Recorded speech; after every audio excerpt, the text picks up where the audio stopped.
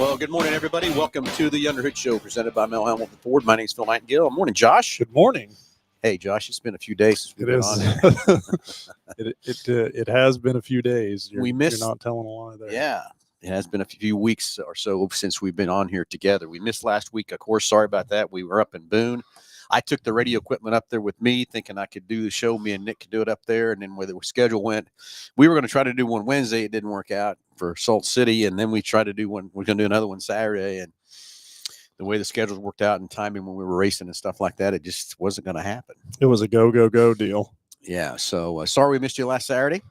But hey, this is the call-in show, 316-462-3673. Anything ailing your car, tires, brakes, batteries, anything you want to talk about in the automobile world. We got an exciting new sale coming up, too. We got to talk about it a little bit, too. That number comes right to the front desk. Tell me when to get patched in the podcast, and you get a great price package. And we still haven't figured out how much more than $130 it is, right, Josh? So, Josh, as always, what's in that package? So we're going to mail it out to you, but it's going to consist of the works, which is an oil change and tire rotation. We use Motorcraft oil and filter products here at Mel Hamilton Ford.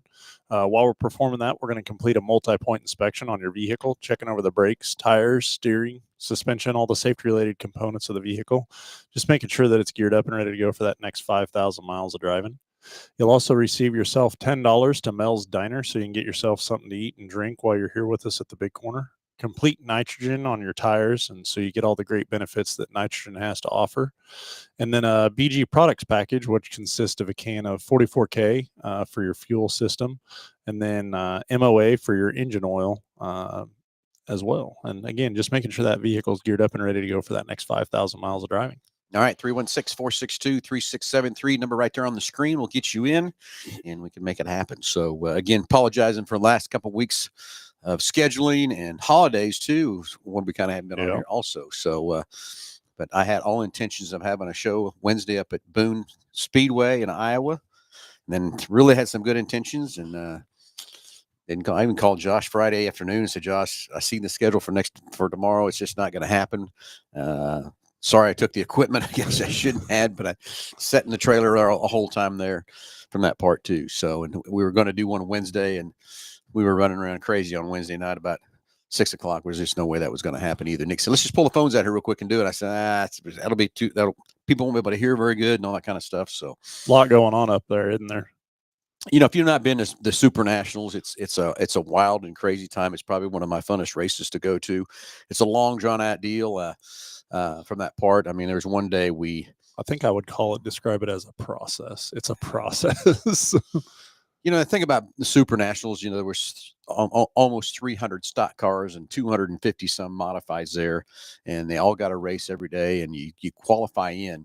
Mm-hmm. But it's more of a luck show than it is a driver show, because number one, you go in and you have 3 days of racing, mm-hmm. and you do a pill draw, and it's all electronic too. You don't get to see it. All of a sudden they push a button and here comes your number. And your first day determines where you're going to be, because you got 3 buckets you draw from. So you draw from 0 or basically 1 to 99. And then the second bucket is 100 to 199. And then the second bucket is 200 to 300. So you draw your first day. Depends on which bucket you're in, because you can only draw out of each bucket each day. So, for example, our first day we drew our low bucket, but we drew 98 of 99. Okay. Like Jake says, we can't draw a picture. So then our second day, it ended up going, we could have gone either bucket, either the high bucket or the mid bucket. We went mid bucket. You got to pick. Oh, no. Okay. Electronic hit again. 197 well, second day. You got to pick Hydra. Okay, so they were all together. Yeah. Yeah, okay. I just knew that the second time we hit the button, it knew it couldn't give us anything from 1 to 99, and we drew 197. So we're clear at the back again. And then, of course, the third day, we didn't do too bad. It was 221. But again, you're still at the very back of your heat races, and you're drawing the high pill and all that kind of stuff too. So anyway, so our first day we did all right. He went out and he won the heat race, and I didn't realize we were in the 18th heat race. So if it's normal racing and stuff like that, that should have put us third, starting in the A feature, because there was 30 heat races, so you split them up into 2. Yeah. So that should have put us starting in a third heat race. Stern, we redrew, and he drew 14th. So instead of really, honestly, me drawing earning a third spot, we just get a spoon and you draw and you start 14th. And I'm going to tell you, when you're in those A features, if you're not starting at least 7th or higher, they take the top 4. You're not getting into that A main. You're just not happening. And so we had a lot of fun. Especially if it's a clean race, right? And Yeah. there's no cautions or Nothing. anything like that. Yeah. And what's fun about Boone too is that racetrack can be a high groove, a low groove, middle groove. It can be about anywhere, and at times it's all 3 grooves are fast. You just you know which groove to grab or whatever. But then it's what's really cool about that place is they run 10 races and they farm the track and go back again. But about at race 7, 8, 9, and 10, you can see the track is drying out pretty good. So you got to adjust it's timing deal. If you go out first after they just farmed it, it's a slimy mess. Yeah, be a slick track. So you got to be ready to adjust and everything else too. And we had one heat race. We really thought we were going to do it, but then as we were rolling to the staging lane, we wasn't paying close enough attention. The cloud cover had come over, and so it didn't dry out as much as it had. We had her set up for slick, and it was still pretty moist, and didn't do very well. Just missed the setup, right? Yeah, and I mean it's when we're changing things like we would do at normal racetracks. Adjustments, we're chasing half adjustments. Is what you got to do with those cars to put them where they need to be and everything else too from that part. But anyway, Boone was fun. It was great. Again, that was our 5th year. We still have not yet made that big show. That was Jake's number 1 goal to get there and do it. But I knew after night 1 when we had our low pill draw and we lost brakes is what happened in that A feature when we finished there, and it was going to be a really hard hole to dig out of. But we still stuck it out. We ran every race and went after as hard as we could, and Kills raced into Saturday, and our Saturday last chance heat race was a stacked heat race. It was a lot of good guys. There was a lot of good competition in there. Yeah, so it was pretty tough. So anyway, so we loaded up, came home, and we're getting ready for next Friday, the 19th, over at Hutch at Salt City Racing. At Kansas State Fairgrounds. So if you've got some questions about that, we'll take some calls on that too. 316-462-3673. Josh, you've got something fun coming up. We do. Yeah. So on just around the corner. Just on Monday. So starts Monday. And so we've got to buy 3 tires and get the 4th tire for $1 sale. And this is a legit bona fide sale. It's not like we're jacking the price of the tires up. The other 3. So what you would pay for them today is what you'd pay for them on Monday, and then the 4 tires $1. And so we, from our perspective, we're not actually discounting those tires. It's we're getting reimbursed by half through the tire manufacturers, and then the other half through the FDAF co-op as well. And so it's a great time, especially this time of year. I don't even want to say the word, but as we're rolling into later in the season, how about let's talk about that. So later in the season, now is the time to really start thinking about tires and what they look like and where tread's at and stuff like that anyways. And so just get ahead of the curve for sure. It's a 2-week blitz, so it's from the 15th to the end of the month. So not it's a little bit longer time than we've had in years past in the sale, which I think is great. And also we've had a little bit more time to prepare for it as well, which was huge. But going to be very, very busy for sure. And so definitely take advantage of it because it's certainly worthwhile. Well, remember, the stat out there is 80% of tire failures happens in the last 20% of your tread wear. And the next thing is a lot of times you can't see the tire enough to know that it's worn out on the edges or you forgot to rotate them or whatever it might be from that part to do that. So, and again, the best part about coming here for tires is we've got 17 different brands of tires you can choose from. So I'm sure we got the tire that matches for you. I know Paul in the warehouse has been stocking up and getting ready to go with the extra tires we're going to need and stuff like that too. And Josh, when Ford called me and talked to me about this program and what we were doing with it, I pushed very hard because I hated it. Was like, I can't remember, 3 or 4 days. Yeah, sometimes, it was 5-6 days, and then they would include a Sunday as one of those days. And, I'm going to say, I don't know of many, if any, in the Kansas City region, places that are open on a Sunday from that aspect either. And so that just kind of takes a day out of the availability of it as well. And so, I think that's huge, the length of time that they're giving us for this sale for sure. Yep. So get ready for that starting Monday. Buy 3, get 1 for $1. And then come see us. We'll check out, get you the right tire and everything else too. And remember, you can't just go off the size of the tire. It's actually got a speed rating and a load rating and a ply rating you got to go off of to do that. Yeah, I meant to take a picture of it the other day and send to you. It was out in the bullpen. We were walking trades and stuff like that, and there was a platinum level Explorer out there that had these mud terrain LT tires. Like it just it did not belong. It was not the tire for that car.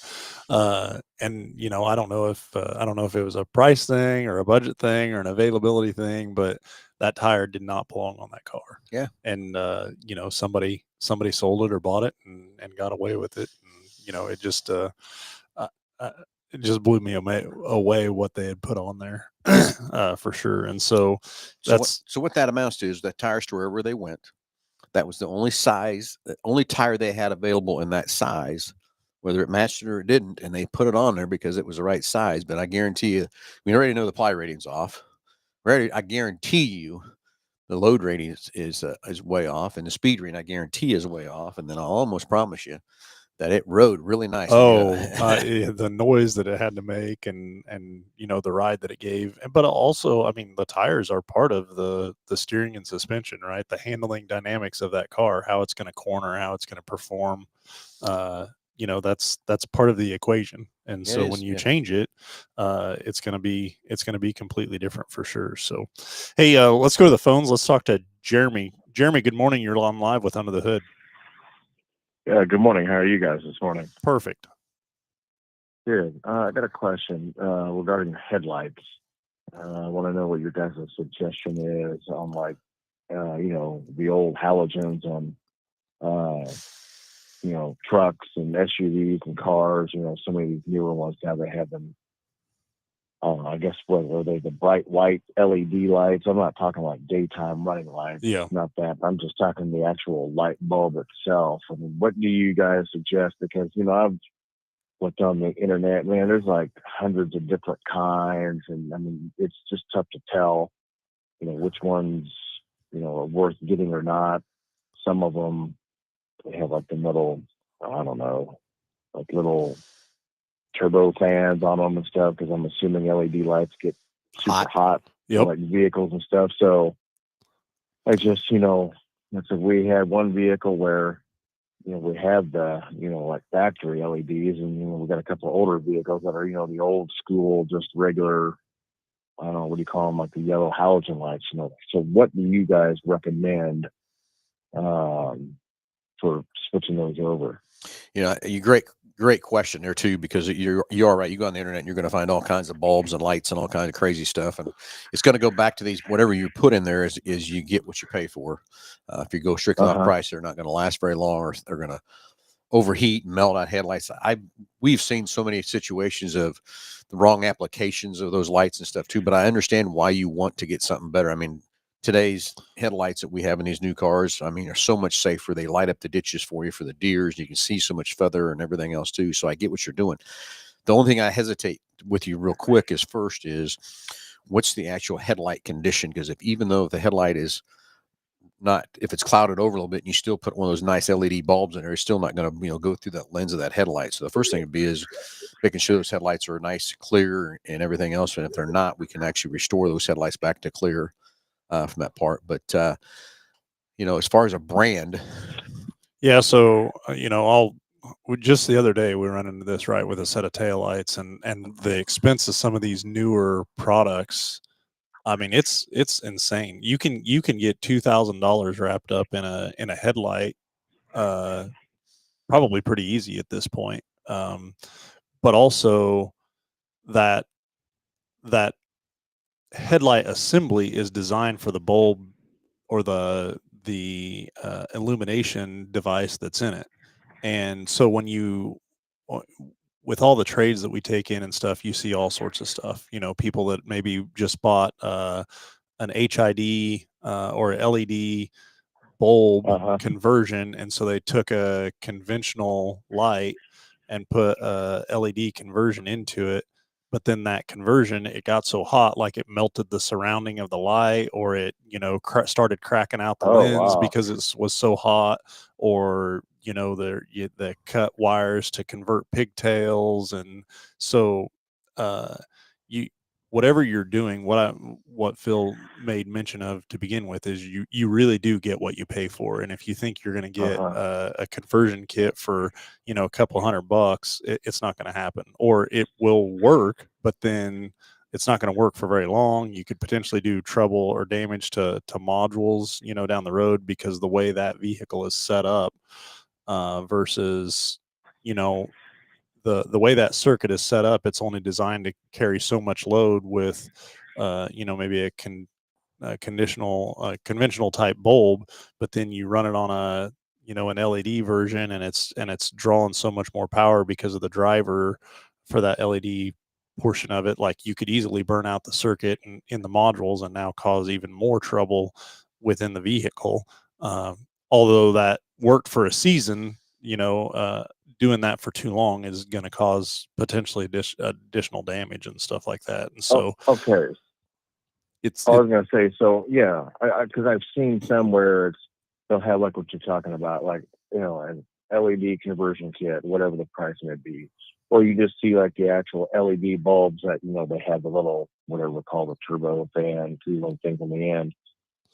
So on something like that, you can't just pop out like the old school bulb, just say like one of our vehicles is like a 2013.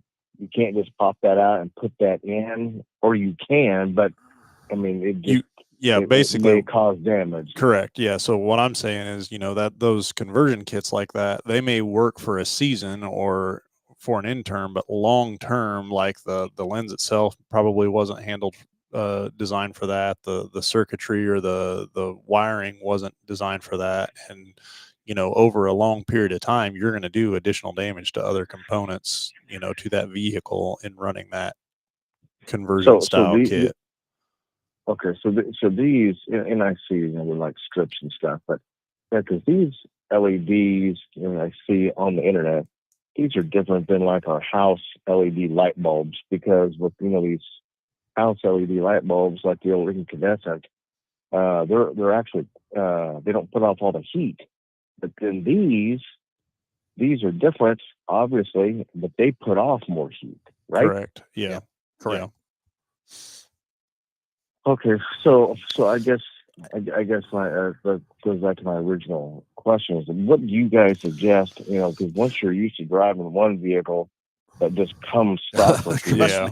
LEDs, and now with the older ones, it's like I mean, you guys see it driving around. I mean, you see everyone with older SUVs, trucks, cars. I mean, they're doing it, but you get so used to that bright white light. You talk about like deer and stuff, especially now this time of season. And then Yeah. you go back to you drive a different vehicle where it doesn't have it, and it's almost like driving in the dark. Yeah, Jeremy, you're right.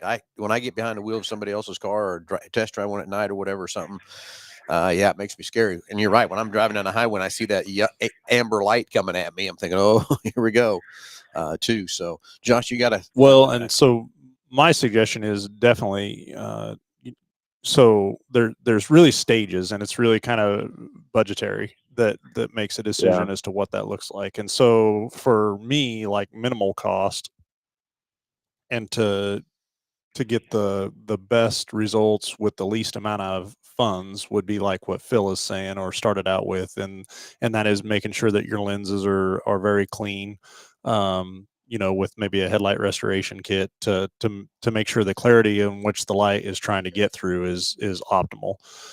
So that would be the first thing. Then secondly is just actually replacing the actual bulbs in it with new revised bulbs that are made for that specific vehicle. So that would be like the entry level budget on it. But then from there, like I would skip over all of the conversions, all of the kind of plug and play type stuff, and then I would go straight to a reputable halogen or HID or LED type conversion kit. But in doing that, it needs to be done with a reputable company, because there are so many different places out there, and you're going to get what you pay for. And we can certainly help you navigate through some of that if that's something you're interested in. But understand, Okay. you know, when that vehicle first came out, I think you said it was a 2013 Edge, Yeah. if I remember right. But I'm going to give you the Yeah. example of this is the trim level in which the conventional headlights came with, and then the trim level that the HID headlights came with, or the LED headlights came with. You know, in your example was probably what, $4,000 or $5,000 difference in sticker price. Would you venture to somewhere, say? And you know, a lot of that is that expense, right? And so it's not a cheap date to do that. And so it is worth it. I do agree with you, especially, you know, like you said, this time of year, and to have that, you know, if you think about it, and if you get another second for a reaction time, think of how much slower you're going to be when at point of impact, or maybe be able to avoid something or swerve around something. Or so, yeah, I understand it and get it. But it just needs to be with a reputable, complete assembly replacement, not just components of it. So when you talk about that, are you talking about taking out the old the factory assembly unit that they have now, and then you put in a new, whatever, upgraded one that's specifically for LED lights? Is that what you're talking about? Yeah, that you guys do? Yeah, so like the whole headlight assembly and not just components of it. Yeah. Okay. All right. Okay. If you want, I'm tracking now. Jeremy, what I think's even better, maybe just bring it in. I'd like to see we the sit down with condition you. of it originally and see. You know, it's just like that headlight restore deal. There's a lot of pieces I see people, you know, put ads out there and stuff like that, and they're showing them taking a sponge and wiping them on and making them crystal clear and stuff. That's false. The right way to do that is it takes a skilled technician to actually do that headlight restore correctly, to go down and really, you know, sand that, you'll buff it down and everything else like that. But then also to go back and put a protective coating over that lens so it will protect it from going back yellowing again and hazing again. But there's all kinds of products on there too. But we sell a product here from BG Products. It's a fantastic kit, and that might be the first thing to do with your cars too. But I think the best thing is bring them in and let's sit down with you and figure out a great plan of attack and what's the best thing to do. Okay. All right. Well, I appreciate you guys' time this morning. No, appreciate your time. Yeah, too. Great questions. Great questions. All right. All right. Thank you. Have a good weekend. Thank you. Bye. Yeah, Kate, some of the horror stories I've been involved with headlights and stuff Well, like and that. Too. I mean, we see it, you know, pretty often in trades, and somebody that just, you know, got on the internet and bought a chip. But as a consumer, like, you really don't know any better. Yeah. Or what that's doing to the vehicle. In Jeremy's situation, I'm with him 100%. These nice bright headlights and stuff. I still remember when I still driving back forth to Hutch, and they first came out with those headlights, and they were lighting the ditches up. And I went, wow. You know, I mean, they got lights now that you know, as you turn, the turn headlights move with you, and to my point, or what I was trying to say to Jeremy as well, is like, when you go look at those models and what the price difference was with them, and you know, there's a reason why that price difference is there, and that's a lot of the reason. I tell people all the time that, you know, with these new modern vehicles, and it doesn't matter whether it's what nameplate it is or what badge is on the front, but there's times where, you know, you may get in a real slight fender bender and look at it and think, that's nothing, and you're $5,000-$10,000 into it because you've damaged a grill and a headlight, you know, which is absolutely crazy to think of. But think of how much safer we are. Think of how much brighter it is. Think of how much my other thing, I was talking with an individual the other day, and you know, we were talking about headlight bulbs, and I was like, years ago, we're starting into this industry. You know how many headlight bulbs you put in? I mean, tons, all the time. They were going out. I remember in my dad's station, we had a whole big shelf up there lined up with headlights because we were putting them in all the time. And you know, now there's screwdriver out, get that the band around the headlight. That chrome ring popped it on there and stuff too. And then we backed it up, and we had spots on the shop wall. We'd line the car up, back set right there, and know how to adjust them up, make them adjusted right, and all that kind of stuff. Headlights up or down. Well, now you got automatic adjustments on headlights. I mean, you turn the car on, and the headlight sits and you know, does this, and auto adjust or auto levels, and you know, there's some of these vehicles to actually put a bulb in it, you know, requires 5 or 6 hours labor to do it, but also it's hardly ever you're doing it. You hardly ever have to do it, you know, and So It's it's like the old 1157 bulbs and everything else. We had boxes of them there because we replaced them so often yeah. from that part too. So, hey, good morning, Delbert. Yeah, hey, thanks for letting us take care of Quick Lane. I think he brought both cars in. Brought both of them in. Got you all taken care of good there. So good deal. So, hey, Nick Roberts, I see Nick Roberts is joining in. Nick, if you want to call in, let's get an update what's happened down in Oklahoma with the big drag races and stuff too. I've seen a lot of posts on your car and stuff. So buzz in here real quick and tell us how it's going down in Oklahoma with the Armageddon, I believe is how they're calling it, that part. So Nick, let's hear from you. We'll see if Nick can get on the phone here with us and give us an update at Mel Hamilton Racing down there and see how the things are going and how things are tracking and what's going on down there. So another fun, exciting thing coming out of Mel Hamilton Racing is not just dirt tracking that I love and everything else too. It's drag race. Of course, I kind of love drag racing too. Yeah. So from that part. So they're in Oklahoma. God, I think it's a 3-day event down there, I think is what they're doing. But maybe Nick can give us some more insight and everything else that's happening real quick here. So hopefully hear from Nick here in just a little bit. So, hey, 316-462-3673. Anything in your car, tires, brakes, batteries. You want to talk about the tire sale? We talk about anything in the racing world. I don't care. You can call us and we can talk to you about it now. 316-462-3673. Josh, we went to Vegas this week to the Ford New Car Show. Yep. And we got to see a new electric truck coming in 27, they're telling us. Yeah. But to me, I don't know how you feel about this or whatever, but it looks like a Maverick to me. So there obviously no real nameplate on it or anything, but yeah, I would say that it was similar to that. What I got out of it more than anything on that specific vehicle was not necessarily that truck, but how they're looking at modernizing the assembly process of it, and to be able to assemble these things maybe more efficiently, or instead of just having one straight assembly line, having components or sections of the vehicle, and then all of each section kind of comes together to make a car. And kind of showed a diagram of 3 lanes coming down then into one. And so who knows where it's going to go, what's going to happen. And from that part, it's a little ways away from being production, but like you kind of said too, Josh, they didn't give it a name. Yeah. They did say under $30,000.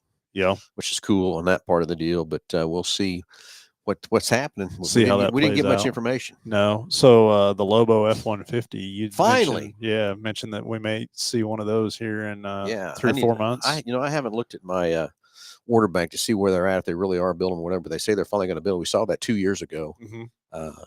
In Vegas that they're bringing that Lobo truck. So basically it's a lowered F-150. And the one they showed is black. Yeah. 22-inch wheels on it. It's a 5.0 motor. Got a cool grill in the front of it and a cool hood. Look like a little bit of air splitter maybe down at the bottom of it as well. And I don't know. So I was wondering if it was only available in like a blackout type model or package. Again, I just got back yesterday and didn't have time. I think Nick's on the phone here too. We'll get Nick patched in time. It's going to drag race. So the Lobo F-150, I'll find out how soon we're going to have some of them sitting here on the showroom floor, but it's very cool looking truck. Finally, we saw it 2 years ago and they're finally coming to fruition. Not too bad, not too long to get things going here, right? So we'll get Nick here on the phone. We'll talk about what's going on down at Oklahoma. See what he has to see. Where in Oklahoma they were? I think it's Tulsa. But find out here in just a minute. Get him on here. Dead air silence. Waiting. Please stand by. Please stand by. So I'm going to start talking about the other thing we saw. The other thing we saw is a new model of the Explorer. Got a Tremor Explorer coming. Now that looked pretty good too. It did, yeah. So a couple new products there on that part. Yeah, okay. So anyway, the Tremor Explorer is your off-road version of an Explorer, kind of like the Tremor F-150, the Tremor Super Duty, the Tremor Ranger, the Tremor the Maverick. Yeah. So got a whole line of Tremors coming up, and the new Expeditions also on the Tremor side. So it did look pretty cool, and I don't know what happened to Nick. Maybe they got Anyway, the other thing we saw in there too is they put a lot of time into RTR. RTR has been around for quite a while. I had no idea Van Gittin, or Gittin, how you say his name, owned RTR. I never knew what RTR stood for either. Ready to rock. Ready to rock. I thought that's pretty cool too. Yeah. But if you don't know who Vaughn is, he's this drifter, and he came out of the gates in like, what was it, 06, 07, something like that, and went over there, Japan or somewhere, China or whatever, and won and just kind of knocked everybody's heads off. And he's been not dirt track, asphalt sliding around, drifting. Yeah. I rode with him back in like 12 or 13 in Detroit. Really? Yeah, in a car, Very slide cool. drifting. So we'll talk more about that. So I'm Yeah, sure that's Nick. very cool. Nick, you're on live with Under the Hood. Good morning. Hey, good morning, guys. Well, Howard. so where are you at again? You in Tulsa? We are in Tulsa at Tulsa Raceway Park for Outlaw Armageddon 10. 10. So 10th year, huh? 10th year, yep. So tell everybody, listeners, what's this race about? What's happening? How's it going? And all that good stuff. So it's a big no prep race. So they start early in the morning at 7 a.m. They have a whole drag and drive deal, kind of like the Rocky Mountain Race Week, where the guys got to take the race cars. They got to drive about 200 miles in the morning, come back, and at 9 a.m. they have till 9 a.m. till noon to make their passes for each of their classes. And then, like today, we also right after that, we have a big junior dragster no prep race, which is pretty cool and different. And then about 4 o'clock, they start in with all the other no prep stuff: the big tire, small tire, true street, I think there's 7 classes running today after 4 o'clock and 3 or 4 before that. Well, so our listeners can understand when you say no prep, us guys know what that means. Tell everybody what you mean by no prep. So the idea, every track's no prep's a little bit different in what they do, but the general idea is that they do not spray any type of glue on the track. They do not put any more rubber base down on the track to make the traction limited. So it makes it more of a driver's race, a tuner's race, instead of someone hopefully racing someone else's pocketbook, Yep. Kind of levels the field for everybody a little bit, makes it a little tougher to get down and more challenging, and also makes it a little more exciting for the racers and the fans watching. Yeah. Okay. So there's 7 different classes running. Mm-hmm. And what class are you in? So late last night, I entered a class called 26 8.5. So we run this little tiny 26 by 8.5 tire. That's a little tire is what you're saying. It's a baby. I've never been on a tire that small before, but thought I'd give it a shot. It was one of the last classes of the night. I think the finals was like 1 o'clock in the morning, something like that. Oh, wow. Yeah. So, but how'd your Mustang do? We do. Okay. Being the first time that we've been on that tire, it was a struggle. Technically, we made it to the semifinals and then lost by a fender. A fender. That's pretty good. Yeah, that's all right. That's all right. So the new small tire from Hoosier doing okay, traction wise and stuff on that no prep. Oh yeah, it's surprised me a lot. I didn't think we'd be able to go as fast as we have with this little tiny tire. It looks kind of funny on the car. There's a big giant gap around the wheels. Okay, so what are you doing today? Same thing, the small tire again? No, late tonight, there will be a class called Little Gangsters, and it is a class that you cannot run faster than 5:30 in the 8th. So it's kind of like an index class. But with normal index classes, you're given your time that you run, a time slip, so you can either slow your car down or speed your car up. This, you get no time slips, so you have no idea what you're running. You just got to know your car and hopefully know that you have a 5:30 in the car and stay in front of the guy you're racing, and hopefully not go faster than 5:30. Because if you go faster than 5:30, then you're out. So it kind of makes it a real challenge there when you don't have any information on what the car's doing. Yep. So at 5:30, just so our listeners kind of know, that's in an 1/8 mile instead of a quarter. How fast will you be going on a 5:30? My car is probably going to be somewhere in the 135 range in the 8th. It's not too bad. Do a 5:30. Yep. Nope. Yeah. So just kind of giving our listeners kind of an idea, you and I and Josh all know what a 5:30 kind of means in the 8th and stuff, but they kind of know that's 135 mile an hour. Pretty quick to get there in an 8 mile. So to the listeners out there, think about that. In 1/8 mile, 130 mile an hour. That's and let's go back to again in 5.3 seconds, right? So a lot of these companies are talking about 0 to 60, how they rate their cars, doing 50 or 60 mile an hour. Yeah. And he's doing it in 130 mile an hour. And half the time. Yeah. Half the time. So, yeah. So a lot of cars. Last night, I think our 0 to 130 was just under 3 seconds when we were really turning it up. there any G-force in that at all? Yeah, so I have a G meter in the car, and it triggered 2.86 Gs. Yeah, that's pretty cool. That That's is the thing I very love cool. about drag. I wish we could have that kind of dialogue and Well, stats in dirt okay, track racing. so- like he's got all that stuff that he can monitor and see and everything and come back to it. You know what I mean? Yeah. What All I I would, got's lap times to go off of. yeah. What I'll start an argument here. So is it dirt track racing or drag racing that track conditions matter more? Go. Well, obviously, I've never dirt track raced, Yeah. so I don't know. But I can know how fast we can go on a really, really prep track versus what we go when it's not prep. So it's a pretty big deal. And then the big deal for us is any wrong movement at 130 or 140 mile an hour. There's almost no recovery. It's probably going to bounce off the wall. Yeah. Yeah, I get that part too. But in dirt track, that is crucial because we're always out there, a race or two before trying to figure out the racetrack. And at intermission, we're out there grabbing screwdrivers in there to see how much moisture is in the bottom of it. And then you're looking at colors and stuff and everything else from that part. So I get the prep versus no prep, that kind of thing. I get the limited time of liability to not crash that wall, which you have to lose it. So I'm going to have to argue and say the dirt track conditions are a lot more. Not forgiving, but hard to read, hard to know what you got. And then the next thing is, if we're going to run a 30 lap race, how much is it going to change in that 30 laps? Well, that's true too. Yeah. I mean, so on the drag strip side of things, like Nick was sitting there saying, okay, they started this deal out at, 7 a.m. and didn't finish it up till. So think about that drag strip throughout the day when you're. Yeah. So Nick, wouldn't you want to be, if you start your time trial, would you say 9 to noon? Was your time trials? The first rounds of classes are doing 9. My classes don't get any time trials at all. It is straight off the trailer. So sometime probably around 10 o'clock tonight, 9 o'clock tonight, they'll call us into the lanes and that's it. That's when we go. Well, like these guys are going to do it from 9 to noon today. Wouldn't you want to get out there first at 9 o'clock instead of waiting until the heat day warms up more and the track gets slicker? Especially this time of year, the sun really beats down on that track. And if they're not touching it, which they're not, it gets real greasy, slimy, really hard to get a hold of.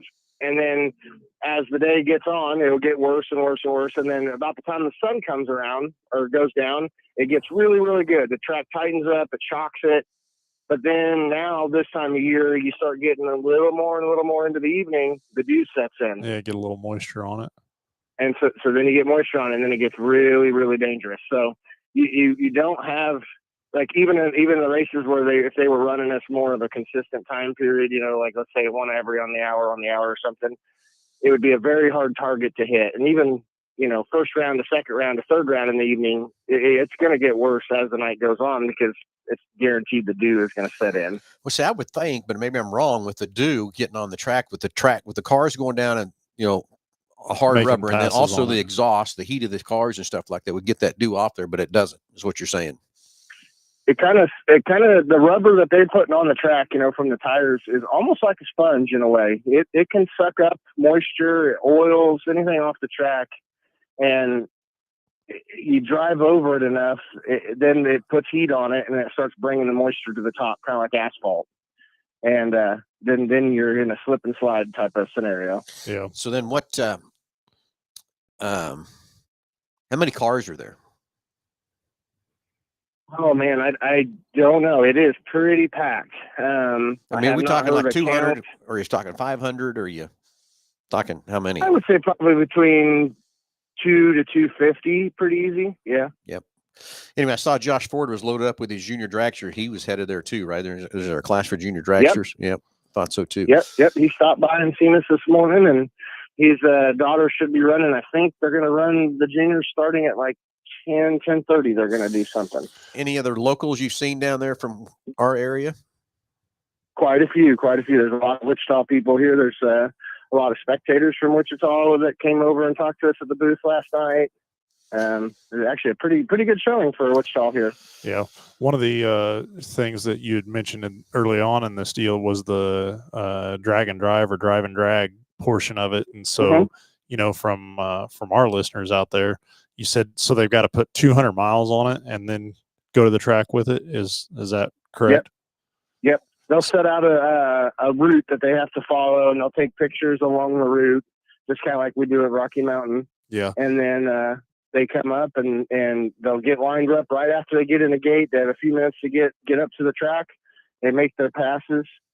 Each class has a different, obviously set of rules, and everyone's trying to be either the fastest in that class or the closest to the number. So, like we've ran the 12.0 index at Rocky Mountain, meaning that we needed to go as close to 12.0 as possible, but not over without going over. And so there's a few of those classes, and there's a few of the heads up guys. So they're in their class and they're trying to go as fast as they can on an average of a 3-day average every day. And then the fastest average of the 3 days will win. So on the drive and drag portion of it, do those guys have time? Because you listed out times that started like at 7 a.m., but then they ran at 9. Do they have time to go through and retune or change anything, or is it straight from the street to the strip? It's pretty much straight to the street to the strip. They'll have enough time really to switch tires if they're going to switch tires, maybe fuel, but then you only got so long to make a 200-mile drive, and then you have only so long for the track to be hot for that class. So it's been 9 to noon. So you got a 200-mile drive from 7 to 9. Hopefully you've had no problems and everything has went well, and you get the full 9 to noon to make your pass. But I know there was a few people that, there was a few people that are pulling in like right about noon yesterday, and it was like, oh, they're close. They were throwing stuff out out of the car on the ground as they were pulling in the gate, pretty much. Yeah. Had to stop and get a cheeseburger. Yeah, exactly. So, well, anyway, Nick, have some fun. Go kick their ass. Let's bring home a trophy for the Mel Hambleton Racing Crew. And just in Tulsa. So if everybody's listening wants to have something fun to go do tonight, that'd be a great place to go. Tulsa, what is it? Just a couple hours down the road? Yep. So about 2.5. So yeah. So well, anyway, buddy, good luck. And go make some more friends out there for Mel Hambleton Racing, and let's go have some fun, buddy. All right, appreciate it. Thank you, guys. Hey, man. Have a good day, bud. Anyway, just got a few minutes left in the show. 316-462-3673. If you want to talk about anything in the racing world, you want to talk about something about this new tire sale you got coming up starting Monday, or the new products we saw. So we stopped off at the RTR cars that we were listening for. Nick called in here, but I had no Vaughn Gritton Jr. actually owned RTR. I didn't know that for a long time, but that Mustang they put out there, it looked pretty cool. It did. Yeah. Pretty cool. They did it in the Eco Boost version. I want to see one in a GT version that's probably coming, but this is going to be the first cars coming down the assembly line that RTR is made by Ford and stuff too. So pretty cool there. I saw a lot of good products, a lot of stuff, and everything else too new coming from Ford. So we'll see what happens with that new truck that's coming. Then talked about the Bronco RTR as well. Oh yeah, there's a Bronco RTR too. They didn't really have that on display, but they showed some pictures of an RTR Bronco. Basically, that's just Vaughn putting his spin on all that kind of stuff, and he was kind of a down-to-earth old guy. Yeah. And, I forgot about back, and this was probably 12 or 13 I went to, and it was in Detroit, and I went to I think it was a new car show. It's when I first signed up with Roush, too, to be honest with you, when we were there. And he was there with another guy that were the Drifters. Uh-huh. And I don't know how I got lucky enough to be right there at the right time at the right place that they grabbed me. And said, hey, get in this car. And go. And I'm telling you, we were sliding sideways, like this around corners, and there's no glass in the car, of course. And I'm telling you, those two cars were going around there. I could reach out and touch the fender on the other car. They were just right there. I'm sitting in the passenger seat and I'm coming around there, and I could have touched the left front fender of those two cars that were sliding there, probably doing 60, 70 mile an hour sliding around through there. It was so much fun. Yeah. Watching some of those videos and stuff, man. I don't know. If you go see his video, one that I love the best when he's going through the city and stuff, going through the bridges and tunnels and all that thing in that Mustang. I don't remember what they call that thing. It's an old retro, like a 65 Mustang. Oh, yeah. Put that badass motor in and everything and sliding and everything.